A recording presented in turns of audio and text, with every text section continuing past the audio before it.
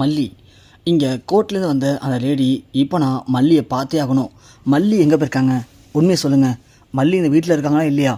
மல்லி கூட தான் இந்த குழந்தை இருக்கணும்னு சொல்லி கோர்ட்டில் சொல்லியிருக்காங்க. அப்படி மல்லி இந்த வீட்டில் இல்லை அப்படின்னா குழந்தைக்கு பாதுகாப்பு இல்லை. நான் இப்போவே ரிப்போர்ட் கொடுத்துருவேன். சொல்லுங்கள் சார், மல்லி இருக்காங்களா இல்லையா அப்படின்னு கேட்க ஒன்று விஜய், இல்லை மேடம், மல்லி பக்கத்தில் மார்க்கெட் தான் போயிருக்காங்க, இன்னும் கொஞ்ச நேரத்தில் வந்துடுவாங்க மேடம். மல்லி தான் இப்போது என் பொண்ணு வெண்பாவை பார்த்துட்ருக்காங்க. கோர்ட்டில் சொன்ன மாதிரி மல்லி என் மனைவி தான். வெண்பாவுக்கு அம்மாவாக இருந்து அவள் தான் பார்த்துக்கிறா. வெண்பாவுக்கு எந்த பிரச்சனையும் இல்லை மேடம் அப்படின்னு சொல்லிட்டு விஜய் அங்கேருந்து கிளம்புறாரு. ராஜேஸ்வரி விஜய் எங்கடா போகிற? எனக்கா பேசுகிறேன்? எங்கே போகிறேன்னு கேட்குறேன். மல்லியை போய் கூட்டிகிட்டு வர போகிறேன். விஜய் அதெல்லாம் ஒன்று வேணாண்டா அப்படின்னு இங்கே ராஜேஸ்வரி தடுக்க ட்ரை பண்ணுறாங்க. ஆனால் விஜய் அதெல்லாம் கேட்காம மல்லியை போய் பேசி சமாதானப்படுத்தி ஒரு வழியாக மல்லியை வீட்டுக்கும் கூட்டிகிட்டு வராங்க. மல்லியை பார்த்தோன்னே வெண்பா ஓடி போய், மல்லிமா வந்துட்டிங்களா? நான் உங்களை ரொம்ப மிஸ் பண்ண மல்லிமா. எங்கே நீங்கள் வரமாட்டீங்கன்னு நினச்சி நான் ரொம்ப பயந்துட்டேன் மல்லிமா. நல்ல வேலை நீங்கள் வந்துட்டீங்க அப்படின்னு இங்கே வெண்பா மல்லியை கட்டி பிடிச்சிக்கிறாங்க. அதை பார்க்குற அந்த கோர்ட்டில் வந்த லேடி, விஜய் சார், உங்கள் பொண்ணு வெண்பா மல்லியை பார்த்ததும் ஓடி போய் கட்டி பிடிச்சி சந்தோஷப்படுறதெல்லாம் பார்க்கும்போது மல்லி என்னமோ மார்க்கெட்டுக்கு போயிட்டு வர மாதிரி எனக்கு தெரியலையே. எங்கேயோ சண்டை போட்டுட்டு போயிட்டு திரும்ப வீட்டுக்கு வந்த மாதிரில வெண்பா பேசுகிறாங்க. இல்லை சார், உண்மையை சொல்லுங்கள், மல்லி இந்த வீட்டில் இருக்காங்களா இல்லை மல்லி சண்டை போட்டு வீட்டை விட்டு போயிட்டாங்களா? இங்கே பாருங்கள், மல்லி இந்த வீட்டில் இருந்தால் மட்டும்தான் வெண்பா சந்தோஷமாக இருக்க முடியும். அப்படி தான் கோர்ட்டில் உங்களுக்கு கேட்டு கொடுத்துருக்காங்க. மல்லி இந்த வீட்டில் இல்லைன்னு தெரிஞ்சால் நான் இப்பயே போய் அந்த ரிப்போர்ட்டை கொடுத்துருவேன். அப்புறம் வெண்பாவை அவங்க கூட்டிகிட்டு போயிடுவாங்க. உண்மையை சொல்லுங்கள் சார் அப்படின்னு சொல்ல, ஐயோ மேடம், அப்போல்லாம் ஒன்றும் இல்லைங்க, நீங்கள் தப்பாக நினைக்காதீங்க. என் பொண்ணுக்கும் மாப்பிள்ளைக்கும் அடிக்கடி சின்ன சின்ன சண்டை வரதான் செய்யும், இல்லைன்னு போய் சொல்லலை. ஆனால் அது எல்லாமே சும்மா சப்புன்னு போகிற சண்டைங்க. அடிக்கடி அப்படி சண்டை போட்டுப்பாங்க, சேர்ந்துப்பாங்க. இதெல்லாம் புருஷ மாட்டுக்குள்ளே சகஜம் தானேங்க. ஆனால் அதுக்காக வெண்பாவை என் பொண்ணு என்றைக்குமே விட்டதில்லை. என் பொண்ணு வெண்பாவை அவள் குழந்த மாதிரி பார்த்துட்ருக்கா. உங்களுக்கு என்ன இப்போது மல்லி வெண்பாவை பார்த்துக்கலாம் இல்லைன்னு தெரியணும், அப்படி தானே? நீங்கள் வெண்பா கிட்டே கேளுங்களேன். வெண்பா குட்டி, நீ சொல்லுங்க மல்லியம்மா பற்றி. மல்லியம்மா தான் என்னுடைய அம்மா. அவங்க எனக்கு ரொம்ப பிடிக்கும். அவங்க தான் டெய்லியும் நல்லா பார்த்துக்கிறாங்க. டெய்லியும் குளிக்க வைக்கிறது, ஸ்கூலுக்கு அனுப்புறது, சமைச்சு கொடுக்கறது, சாப்பாடு விட்டுறதுன்னு டெய்லியுமே அவங்க தான் பண்ணுவாங்க.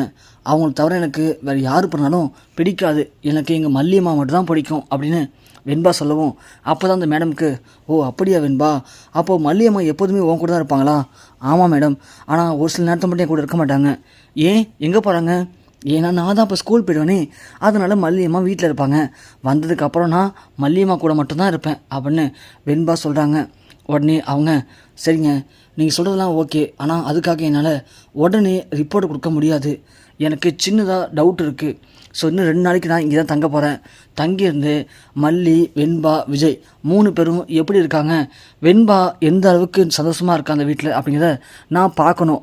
பார்த்து தான் ரிப்போர்ட் கொடுப்பேன் அப்படின்னு சொல்ல, உடனே தாராளமாக நீங்கள் இருங்கம்மா, யார் வேண்டான்னு சொன்னால், நீங்களே வெண்பாவை மல்லி எப்படி பார்த்துலான்னு பார்த்தீங்கன்னா உங்களுக்கு அப்புறமா கண்டிப்பாக எந்த சந்தேகமும் இருக்காது.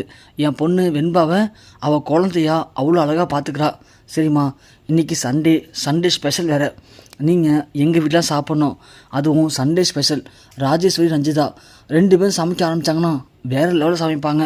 ஸோ நீங்கள் இருந்து சாப்பிட்டு தான் போகணும் அப்படின்னு அண்ணன் பொண்ணு கட்டாயப்படுத்துகிறாங்க. வந்த மேடமும், ஐயோ அதெல்லாம் ஒன்று வேணாங்க அப்படின்னு சொல்ல, இல்லைம்மா, நீங்கள் பெருந்தன்மையாக வேணான்னு சொல்லலாம், அதுக்காக நாங்கள் அமைதியாக இருக்க முடியுமா? அப்படிலாம் இருக்க முடியாது. ராஜேஸ்வரி, நீங்கள் போயிட்டு மேடமுக்கு நல்ல ஒரு விருந்து ரெடி பண்ணுங்க போங்க அப்படின்னு சொல்ல, இங்கே ராஜேஸ்வரி ரஞ்சிதாவும் விஜயை பார்த்து மறைக்கிறாங்க. விஜய் உடனே, அக்கா இப்போ எதுவும் பிரச்சனை பண்ணாதீங்க, இது என் பொண்ணு சம்மந்தப்பட்ட விஷயம், தயவு செஞ்சு போங்கக்கா அப்படின்னு சொல்ல, இங்கே ரஞ்சிதா ராஜேஸ்வரி 2 பேரும் போய் செம்ம கடுப்போட சமைக்க ரெடியாக வராங்க. அப்பன்னு பார்த்து அண்ணன் பொண்ணி, என்ன ராஜி, என்ன சமைக்க போகிற? சாம்பார் வைக்க போறியா? ஐயோ ராஜி, சாம்பார்லாம் வைக்காத, நான் வரும்போதே மீன் வாங்கிட்டு வந்திருக்கேன். இது வெண்பாவுக்கு ரொம்ப பிடிக்கும், ஏன் மல்லிக்கும் ரொம்ப பிடிக்கும், விஜய்க்கு ரொம்ப பிடிக்கும், அதனால் இந்த மீன் குழம்பு வைங்க அப்படின்னு சொல்லி இங்கே அண்ணன் பொண்ணி மீன் வச்சுட்டு போயிடறாங்க. இங்கே ரஞ்சிதாவுக்கு செம்ம கடுப்பு. பார்த்தீங்களா ராஜிமா, இந்த அண்ணன் பொண்ணி என்ன வேலை பார்க்குறான்னு சொல்லிட்டு நம்ம சும்மா அந்த நம்மளை போய் சமைக்க வச்சுருக்கா, அதுவும் மீன் குழம்பா. இவளுங்களுக்கு ரொம்ப தான் ராஜிமா திமிரு ஏறி போச்சு. அந்த மல்லியை நீங்கள் ரொம்ப கஷ்டப்பட்டு பிளான்லாம் பண்ணி வீட்டை விட்டு வெளியே அமிச்சிங்க. ஆனால் அவளை பார்த்தீங்களா, எந்த ஒரு பிரச்சனையும் இல்லாமல் அசால்ட்டாக வீட்டில் வந்துட்டா. இதுதான் ராஜிமா, அவளுக்கு எங்கேயும் நல்ல இருக்குது. ஏன்னா நம்ம எவ்வளோ திட்டம் போட்டு அவள் வெளியே அனுப்புகிறோம், ஆனால் அவன் ரொம்ப சர்வசாதாரணமாக வீட்டில் வந்துடுறா. அவளை என்ன பண்ணுறது ராஜிமா அப்படின்னு சொல்ல, விடு ரஞ்சிதா, அவள் நம்மளை எப்படி பழி வாங்கணும்னு நினச்சாலோ அது மூலியமாகவே நம்ம அவளுக்கு பிரச்சனை உண்டு பண்ணலாம். என்ன ராஜிமா சொல்கிறீங்க? ஒன்றும் புரியலையே. நீ சாப்பாடெலாம் சமைச்சு முடிச்சிட்டியா? முடிச்சிட்டேன் ராஜிமா. அப்படின்னா நீ வச்ச குழம்புல இன்னொரு கப் எடுத்து அதில் கொஞ்சம் குழம்ப ஊற்று. ஏன் ராஜிமா? நமக்கா? ஐயோ ரஞ்சிதா, நான் சொல்ல செய் அப்படின்னு சொல்லி இங்கே நம்ம ராஜு என்ன பண்ணுறாங்க, தனியாக ஒரு கப்பில் குழம்பு ஊற்றுறாங்க. ஊற்றிட்டு அதில் 2-3 மாத்திரையை போடுறாங்க. உடனே ரஞ்சிதா, ஐயோ ராஜிமா என்ன மாத்திரை இது அப்படின்னு சொல்லவும், இதுவா ரஞ்சிதா, இது பேதி மாத்திரை. எதுக்கு ராஜிமா அதில் கொண்டு போடுறீங்க? நமக்காக எடுத்து வைக்க சொன்னீங்க குழம்பு, நான் எடுத்து வைக்கிறதுல போய் மாத்திரை போடுறீங்க. ரஞ்சிதா, அது நமக்கான குழம்பு இல்லை, இது மல்லிக்கான குழம்பு. ராஜிமா, அப்படின்னா எனக்கு புரிஞ்சு போச்சு. இந்த குழம்ப நாம் யாருக்கும் தெரியாமல் மல்லிக்கு கொடுத்தோன்னா கண்டிப்பாக மல்லிக்கு பேதி ஆகிடும். அப்படி ஆச்சுன்னா அவளால் வீட்டில் இருக்க முடியாது. அப்புறம் அவளை ஹாஸ்பிட்டலுக்கு அழைச்சிட்டு போவோம். அப்புறம் அங்கேயே அவளை ஏதாவது பண்ணி ஒரு 4-5 நாளைக்கு இருக்க வச்சிட்டோம் அப்படின்னா வெண்பா ரொம்ப கஷ்டப்படுவாள். ஸோ வெண்பா பார்த்துக்கிறதுக்கு மல்லி இந்த வீட்லேயே இல்லை, மல்லியை பார்த்துக்கிறதுக்கு ஆள் தேவைப்படுது அப்படின்னு கோர்ட்டில் தீர்ப்பு கொடுத்துருவாங்க. அப்புறம் வெண்பா இந்த வீட்டை விட்டு போயிடுவா. ஸோ அந்த சோகத்தில் விஜய் கண்டிப்பாக ஃபீல் பண்ணுவார். அதான் ராஜிமா? அதே தான் ரஞ்சிதா, நீ சொன்னது எல்லாமே சரிதான்.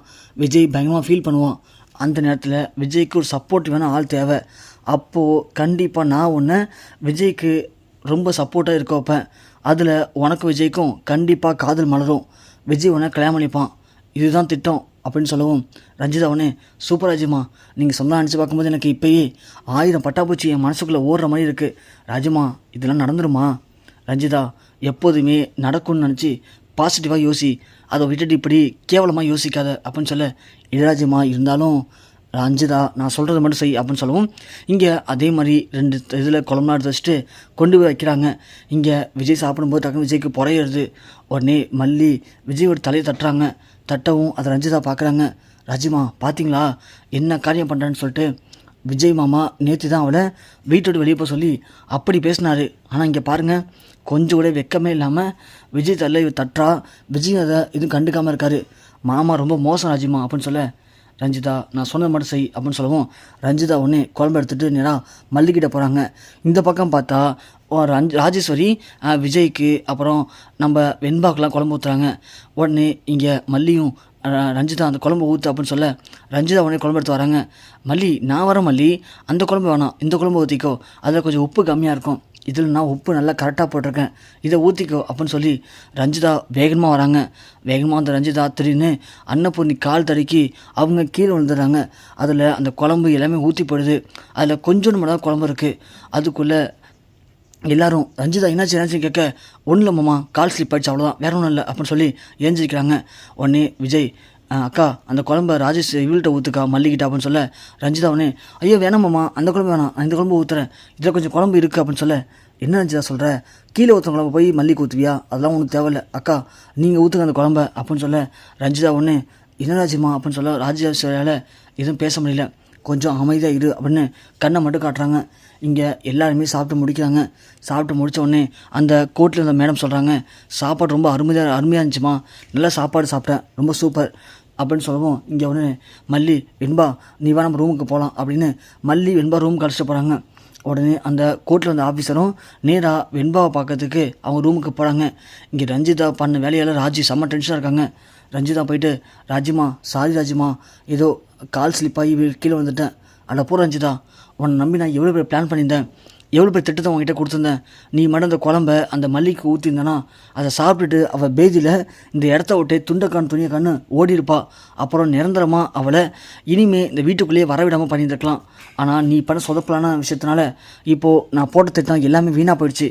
இனி நான் என்ன பண்ணி அந்த மல்லி வீட்டோட வெளியே அனுப்ப போகிறேன் சொல்லு பார்க்கலாம் அப்படின்னு சொல்ல, ரஞ்சிதாவனே சாரி ராஜிமா, நான் வேணும்னு பண்ணல, தெரியாமல் பண்ணிட்டேன், மன்னிச்சு ராஜிமா, நீங்கள் திரும்பவும் உட்காந்து யோசிங்க ராஜிமா, கண்டிப்பாக அந்த மல்லியை வீட்டு விரட்டுறதுக்கு உங்கள்கிட்ட திட்டம் ஏதாவது இருக்கும், அப்படி இருந்துச்சுன்னா கண்டிப்பாக அதை நான் கரெக்டாக செஞ்சு முடிக்கிறேன் ராஜிமா, ப்ளீஸ் ராஜிமா, எனக்காக நீங்கள் இன்னொரு வாட்டி உட்காந்து யோசிங்க ராஜிமா அப்படின்னு ரஞ்சிதா ராஜேஸ்வரியை ஏற்றி விட்றாங்க.